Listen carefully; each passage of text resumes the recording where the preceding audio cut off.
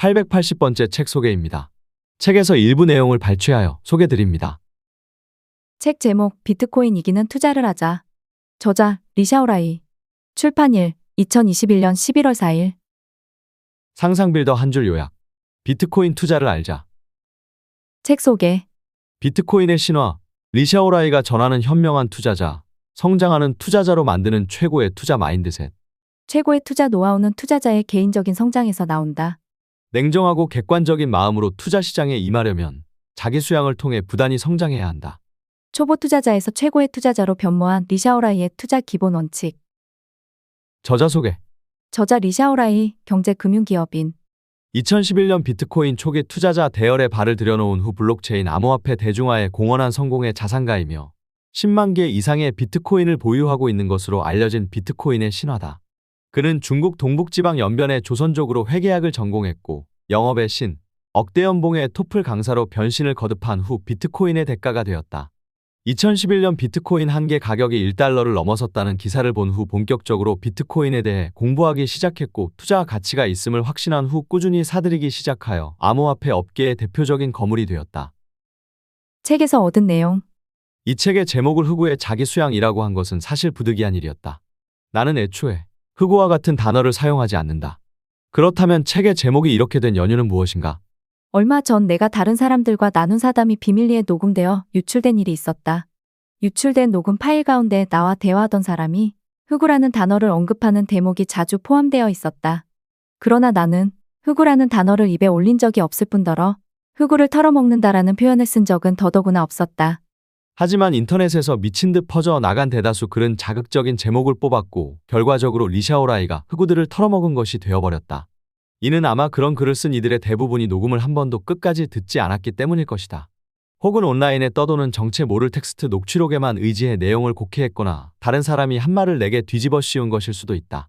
이런 글들에 의해 리샤오라이는 공공의 적이 되었고 뿐만 아니라 소위 리샤오라이가 해왔던 모든 일은 외부인들이 오랜 기간 가지고 있었던 블록체인의 어두운 면에 대한 의혹을 입증한 것이 되어버렸다. 하지만 이는 모두 진실이 아니다. 그렇다면 진실은 무엇인가? 진실은 리샤오라이는 애초에 흑우와 같은 단어는 쓰지 않는다는 것이다. 지난 18년간 나의 글을 읽어온 사람들, 강연을 들은 사람들, 책과 칼럼을 구매한 독자들은 모두 내가 가진 습관에 대해 알고 있다. 나 리샤오라이는 늘 끊임없이 나의 개념을 명료하게 정리한다. 나는 존재할 필요가 없는 개념이라고 여겨지는 것은 절대 사용하지 않는다. 흑우가 바로 그런 개념이다. 흑우란 무엇인가? 설마 돈을 번 사람은 모두 세력이고 돈을 잃은 사람은 모두 흑우인 것인가? 만일 그런 뜻이라면 이 개념은 너무 난잡한 것이다. 그렇다면 시장에 새로 진입한 초보가 흑우인 걸까? 시장에 처음 진입한 초보는 돈을 벌 확률이 높지 않다. 하지만 그렇다 한들 하나의 집단을 지칭함에 있어 두 가지 개념을 사용하는 것에 재미 이상으로 어떤 의미가 있는 걸까? 그렇다면 흑우의 정의는 도대체 무엇인가? 나는 한 개념의 정의가 무엇인지 정확하게 알기 전에는 그것을 머릿속에 넣어두지 않는다. 그 개념을 사용하는 것은 두말할 것도 없다. 따라서 폭로된 50여 분의 녹취록에 나는 흑우라는 단어를 단 한 번도 입에 올린 적이 없으며 흑우를 털어먹는다라는 따위의 표현은 쓴 적이 없다. 아무리 생각해보아도 인터넷이 리샤오라이 개인에 대해 어떤 악의를 품고 있을 리는 없다. 인터넷이 고의로 진위 여부 검증 없이 나중에 손을 쓰기도 어려운 방식으로 기록을 남겼을 리는 없다. 인터넷이란 원래 그런 것일 뿐이다. 공평무사하고 무심하다. 인터넷의 이런 속성은 우리의 현재 관심사인 블록체인이나 내가 일생 동안 파고들어 연구하고 싶은 시간이라는 개념과도 공유하는 속성이다. 내가 할 수 있는 일은 무엇인가? 생각건대 이런 얇은 책 한 권을 써서 내가 알고 있는 지식과 진실을 드러내는 것이다. 한 발 더 나아가 흑우와 같은 악의적인 제목을 사용하여 역설적으로 좀 더 가치 있는 생각, 좀 더 가치 있는 관찰, 좀 더 가치 있는 진상을 널리 퍼뜨리는 것이다. 이러한 내용을 반길 독자에게 한 가지 부탁이 있다. 만일 이 책자에 담긴 나의 생각이 독자들께 조금이라도 도움이 된다고 느꼈다면 이를 널리 공유하고 전파해 주시기 바란다. 혼자 보고 혼자 공유하는 것을 넘어 사방팔방에 널리 퍼뜨려 주시길.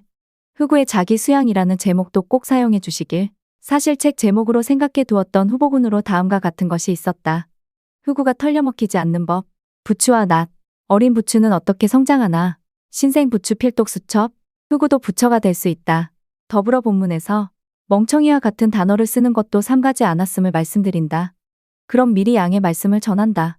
흑우란 도대체 누구인가? 당신은 정말 흑우입니까?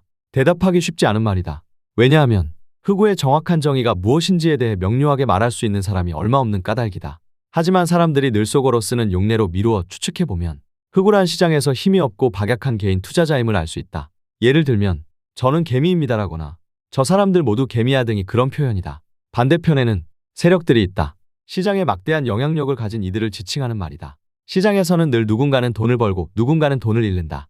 하지만 일반적으로 사람들의 뇌리에는 흑우는 대체로 손해를 보는 자들인 반면 세력은 사람들이 잘 모르는 흑우를 털어먹는 방법을 알고 있기에 돈을 버는 자들이라는 인상이 존재한다.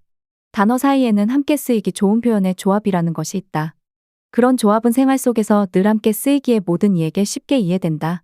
예를 들어 호인 앞에는 강단 있는 또는 너그러운이라는 말을 붙이면 누구나 쉽게 이해할 수 있다. 하지만 세상에 존재하지 않는다고 믿기에 거의 쓰이지 않는 조합도 있다. 예를 들면 나쁜 놈 앞에 착한이라는 형용사를 붙이는 경우는 거의 없는 것이다. 흑우라는 단어와 조합할 수 있는 표현은 크게 털다 또는 털리다이다.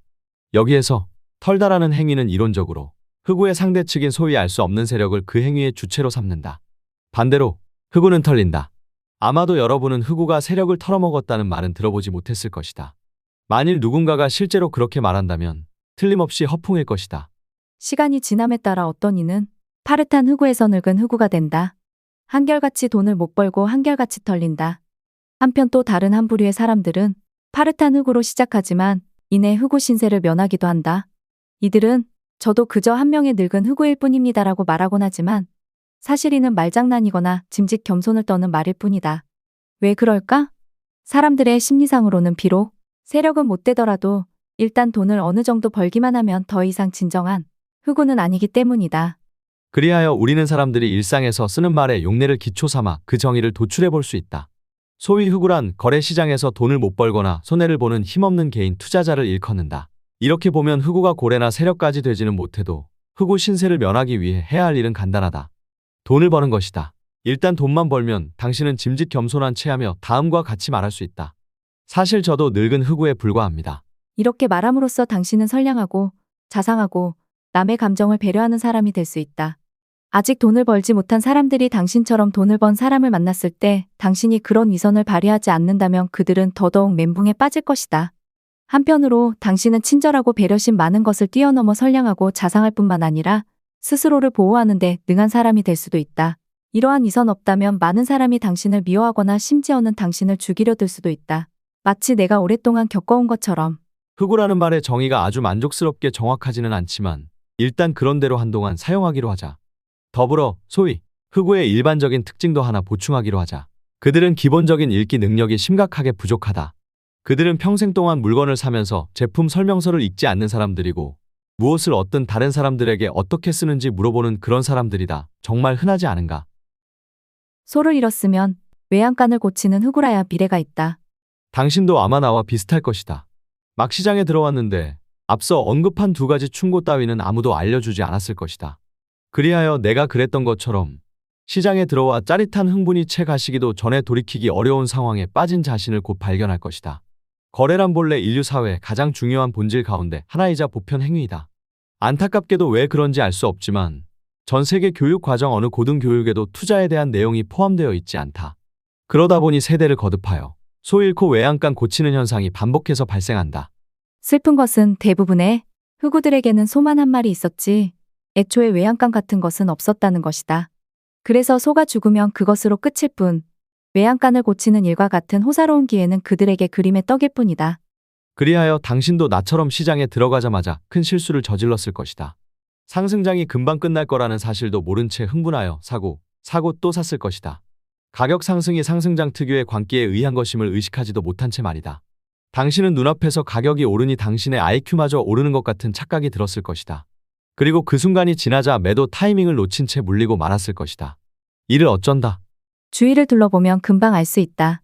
시장에 들어가자마자 또 사는 것보다 무서운 실수가 있으니 그것은 바로 들어가자마자 돈을 다 써버리는 것이다. 물론 더 심각한 실수도 있다. 시장에 들어가자마자 빌린 돈까지 다 써버리는 것이다. 사람이란 가난하면 가난할수록 돈을 벌고 싶은 욕망도 큰 법이다. 그런 사람은 눈이 멀어 이판사판으로 위험을 무릅쓴다. 많은 초보들이 이런 식으로 스스로 판 함정에 빠져들고 스스로의 명주를 올가맨다. 그들은 그들이 가진 얼마 되지도 않은 돈을 모두 탕진하고 심지어 레버리지로 돈을 빌려 투자한다. 그 결과는 참담 그 자체다. 하지만 운이 따른다면 나처럼 이를 만회할 기회가 있을 것이다. 비록 지금 물려있다 하더라도 아껴 쓸 돈이 있다면 후에 길고 긴 불황장 속에서 비용을 줄이고 포지션을 늘릴 수 있는 기회가 있는 것이다. 따라서 소를 잃고 외양간을 고치는 것에는 몇 가지 전제가 따른다. 그 잃어버린 소 한 마리 외에 소를 더 가지고 있어야 한다. 그 잃어버린 소 말고도 더 많은 소가 있다면 훨씬 좋다. 소가 많이 있다면 외양간도 만들어 두었을 것이다. 그래서 소를 한 마리 잃었다 쳐도 고칠 외양간이 있다. 그래서 외양간을 고친다면 소를 더 여러 마리 관리할 수 있다. 그래서 초기에 소 한두 마리를 잃었다 손 치더라도 후에는 연연할 필요가 없다. 그래서 소를 잃고 외양간을 고친 흑우가 해야 하는 가장 중요한 일이 무엇일까? 매우 간단하다. 돈이 있다면 포지션을 만드는 것이고 돈이 없다면 시장 밖에서 돈을 버는 것이다. 손절선을 정하는 가장 좋은 방법. 흑우들 가운의 일부는 진척을 보이기도 한다. 전문가들이 손절선뿐만 아니라 익절선 Profit Taking Line도 설정해 둔다는 것을 눈치채고는 피상적으로나마 이런 방법을 따라할 수 있도록 일종의 엄격한 규칙을 만들어 지키려 한다. 과욕하지 말 것. 겉보기에 아무런 문제가 없어 보이는 이런 엄격한 규칙에 대체 어떤 빈틈이 있는 걸까? 빈틈은 규칙의 엄격함에 있는 것이 아니라 실질적으로 모두가 과욕을 부린다는 점에 있다. 다시 당신이 거래 시장에 들어오는 이유가 무엇인가? 가슴에 손을 얹고 자문해보라. 하루에 고깃국 3그릇 사 먹자고 거래소에 들어오는가? 정말 좋은 규칙은 실천이 가능한 것이다. 과욕을 부리지 말라와 같은 규칙이 담고 있는 문제는 그것이 구체적으로 실천 가능한 기준이 아니라는 점에 있다. 생각해 볼 수야 있겠지만 실천할 수 있는 일은 아니다. 잠깐은 할 수 있겠지만 장기적인 실천이 가능하지 않은 것은 규칙으로 치지 않는 것이다. 그렇다면 어떻게 손절선을 정하나? 어떤 종목은 다른 종목보다 가격 변동성이 매우 높다. 비트코인의 가격 변동성은 외환거래소의 미 달러와는 비교할 수 없을 정도로 크다. 초창기에 비트코인은 1시간에 80%의 폭락이나 50%의 폭등을 겪은 적도 있다. 이에 따라 일간 가격 변동성이라는 지표를 생각해 볼 수 있다. 만일 하루 동안의 가격 변동폭이 25%라면 당신의 손절선, 다시 말해 당신이 감당할 수 있는 최대한의 손실폭은 25%보다 높아야 한다. 예를 들어 40% 정도. 왜냐하면 당신이 고려해야 할 것은 리스크, 특히 거래소에서의 높은 가격 변동성이기 때문이다. 최악의 상황에 대비하는 것은 늘 눈먼 낙관주의보다 낫다. 정확히 어느 정도 수준에서 손절가를 정할 것인가에 대한 문제에는 고려해야 할 요소가 여럿 있다. 거래 당사자의 성격마저도 중요한 판단 기준이 될 수 있다. 진실의 순간의 결정을 좌지우지하는 것은 결정적으로 거래자 본인의 성격이기 때문이다. 무서운 것은 순간순간의 결정에 절대적 영향을 미치는 거래자의 성격이 지금까지의 거래자의 장기적 행동 패턴을 지배해 왔을 거라는 점이다. 이쯤 되면 흑우들은 헷갈리기 시작한다. 고려해야 할 것이 너무 많아 골치가 지끈거린다. 여러 요소를 종합적으로 고려하여 결론을 내릴 때 실수를 저지르며 명쾌하게 논리를 정돈하지 못한다. 원칙과 상호 인과관계를 파악하지 못한다. 누군가 인내심을 가지고 원칙과 원리에 대해 설명해 주어도 그들은 이내 포기하고 이렇게 묻는다. 그냥 한마디로 지금 살까요? 말까요? 사실 그들에게 부족한 것은 인내심이 아니라 사고력이다. 한 가지 재미있는 현상으로 당신이 곰곰이 생각해 볼 만한 지점은 그들은 대체로 그 반대 질문, 즉 팔지 말지에 대한 질문을 하지 않는다는 점이다. 만일 당신이 흑우의 운명으로부터 탈출하고 싶다면 당신의 뇌를 단련해야 한다. 좋은 것은 훈련된 뇌이지 방치된 뇌가 아니다. 훈련도 그냥 해서는 안 된다. 제대로 지속적으로 훈련해야 한다. 흑우가 하는 것이 뭘까? 손절선을 정해야 한다는 것을 배웠다. 물론 진전이다. 하지만 결과는 이전만도 못하다. 왜냐하면 손절선에 대한 계산을 해본 적이 없고 전적으로 흑우의 직감에 의지했기 때문이다. 예를 들면 어느 종목의 일간 가격 변동폭이 25%인데 그들은 손절선으로 10%나 20%를 설정하고 마는 것이다. 이런 바보 같은 행동은 그들이 예측하지 못했던 또 다른 부작용을 낳는다. 흑우다운 희망 회로에 빠져 리스크 보상비 공식의 분자를 줄이고 만다. 그래서 그들의 거래는 대부분 나쁜 비즈니스가 되고 만다. 그럼에도 어디에서 무엇이 잘못되었는지 알지 못한다. 그러다 보니 이내 무지로부터 비롯된 미신적 사고에 빠진다. 그들은 어떻게 그들이 털렸는지 눈치채지 못한다. 그들 눈에 보이는 것은 오직 누군가 내 돈을 벌어갔다는 것이다. 하지만 이조차도 잘못된 결론이다. 그래서 그들은 시장 조작자들을 매일같이 저주하며 어떻게든 시장 조작자와 친구가 되기 위해 애쓰며 언젠가 스스로가 시장 조작자가 되기를 꿈꾼다. 어쨌든 손절선을 정할 때에는 절대 희망 회로에 의지해서는 안 된다. 최소한 이제 당신은 의지할 만한 지표 하나는 알게 되었다. 거래 종목의 일간 가격 변동폭. 결론. 당신은 흑우가 아니다. 흑우였던 적도 없다. 흑우가 될 뻔했을 수는 있다. 시장에서 한 번쯤 털린 적이 있다 하더라도 말이다. 이 책을 처음 쓸 당시 나는 사람들이 흑우라는 단어를 여러 상황에서 어떻게 다른 뜻으로 쓰는지를 살펴보았다. 흑우라는 말에 대한 정의를 내리기 위해서였다. 소위 말하는 흑우란 제한된 자원을 가진 투자자로서 시장에서 돈 벌기에 실패하거나 돈을 잃는 사람이다.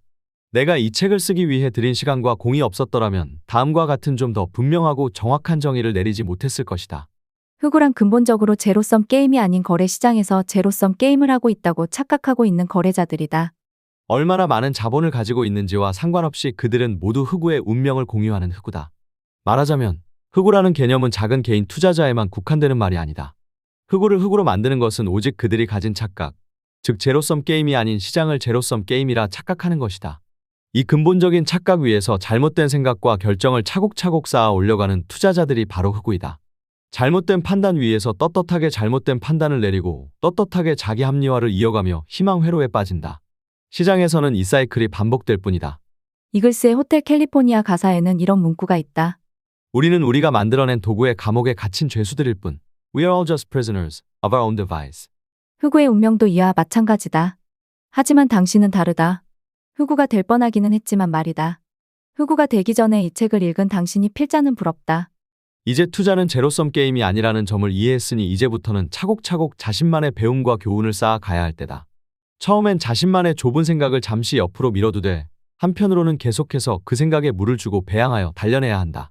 그렇게 당신은 성숙한 투자자가 되어간다. 사이클을 관조하며 언제 어떤 빈도로 거래해야 할지 알게 된다. 스스로의 결정과 행동에 책임을 질 수 있게 된다. 세상을 흑과 백도는 너는 악하고 나는 선하다와 같은 이분법적으로만 보는 유치한 생각에 빠지지 않는다. 겉으로 드러난 현상 이면에 감추어진 진실을 발견해낸다. 좀 더 정확하게 세상을 설명해 줄 수 있는 패턴과 방법을 찾으려고 애쓴다. 감정과 행동을 통제한다. 이렇게 당신은 상황을 뒤집어 더 이상은 자연스러운 실수에 굴복하지 않게 된다. 당신의 삶의 평화가 깃들기를. 지금까지 상상빌더였습니다. 감사합니다.